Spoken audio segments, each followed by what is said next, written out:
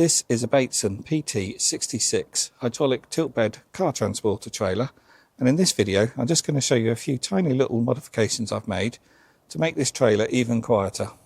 So these trailers are rattle free and very quiet anyway, and as you can see I've got the tailboard on this, and I prefer this to ramps just because these are quieter as well and don't rattle as you're driving along the road. But when this trailer was new, there was a little bit of play in this tailboard which I have improved, and it's now completely rattle free. So let me just drop the tailboard. So the first thing I've done is added these rubber washers, so there's no metal on metal contact there and also in there. And these are a standard M20 rubber washer which I bought on Amazon, and I'll put a link to those in the video description below. And then I keep the pack in the tow vehicle, so if they ever fall off I've always got spares with me, and they're dirt cheap. And as you can see I've got another one in there. The second thing I've done is bush this hole with a bit of 22mm copper water pipe, so that is now tight on there, whereas before there was, well, 2mm of play there, so that's made that nice and snug so there's no rattle there. The next thing is I tightened this gap up so that doesn't rattle in there, not that it really did anyway. And I did that by simply just wrapping some electrical insulation tape around the post there. And you actually don't want much, more than 2 layers, it got too thick. So that's nice, cheap and easy, and that again just stops metal on metal contact and just keeps that post quiet as well. And that was all that was needed to make this completely rattle free. As I said, it was quiet anyway, but now it is really quiet. And I'm wobbling that as much as I can, and as you can see, there's just very little movement in any of it now. And you may have noticed I've added some anti-slip tape on both sides. And I got this on Amazon again, and this is the extra wide stuff, and it's about the same width as a car tyre. So I'll put the link to that in the video description below.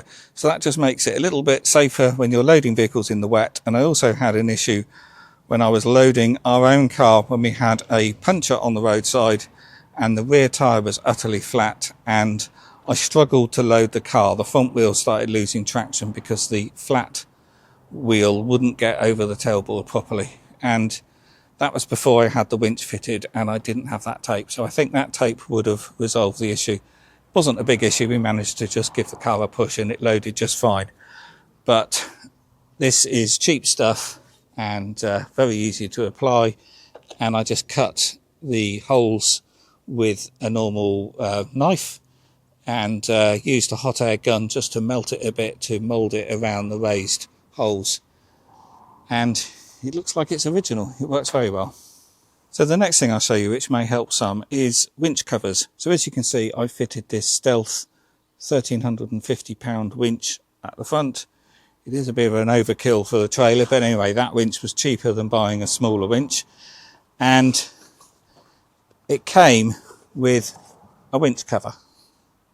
But that winch cover covers just the winch and not this.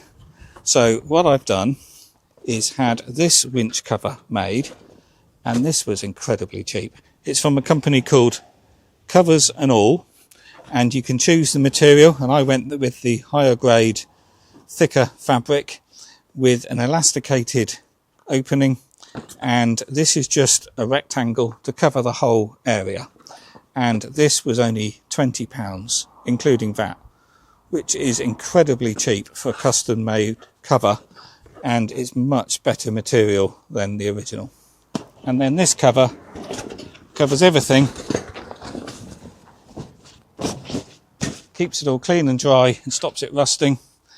And then I've just got these cheap straps which I put round here as well, just for a bit of extra security so I don't lose the cover. So that works really well because I hardly use that winch, and it was a bargain price as well. So if you've got a Bateson PT44, PT56, PT66 like this, or the longer PT76 with a tailboard, those simple little mods will make it completely rattle free and make it that little bit quieter. Not that it's an issue anyway, because these are quiet trailers. which is why I chose the Bateson over the more popular and considerably more expensive Brian James G-Transporter trailer. And I've done a full video review on these trailers, which I'll link in the video description and at the top of the screen.